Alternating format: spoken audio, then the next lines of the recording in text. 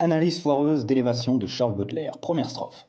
Dès le début, Baudelaire annonce la couleur. Il peut grimper plus haut que tout ce qui existe sur Terre, on dirait un gars qui fuit la ville un week-end pour se ressourcer. Mais là, c'est pas sur montagne, c'est direct l'espace. Avec une telle montée en puissance, on se demande s'il ne va pas finir sur la Lune ou s'il n'y est pas déjà. Deuxième strophe. Donc après le décollage façon fusée de notre cher Baudelaire, devient un nageur interstellaire. On imagine une sorte de Michael Phelps en apesanteur faisant des longueurs dans le vide cosmique. C'est beau, c'est fluide, mais faut pas oublier de respirer, hein, Baudelaire. Troisième strophe. Traduction moderne. Les gens me fatiguent, je vais me mettre au vert. Et bon, misanthrope, Baudelaire nous dit clairement que l'humanité c'est que des toxines et de la négativité. Ça sent le mec qui coupe son téléphone et médite dans une cabane au sommet d'une montagne.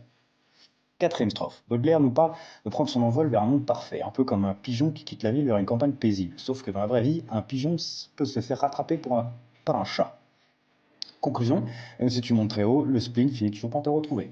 Conclusion, Baudelaire, le premier coach bien-être. Finalement, Baudelaire, c'est un peu comme un gourou du développement personnel avant l'heure. Son message, laissez derrière vous les toxines terrestres et élevez votre esprit. Mais soyons honnêtes, il aura beau montrer, voler et nager avec le temps infini, il finira toujours par retomber sur le pavé de la réalité. N'hésite pas à t'abonner et lâche un petit like si tu as aimé cette analyse et fais-le moi savoir en commentaire si tu en veux d'autres. Merci beaucoup.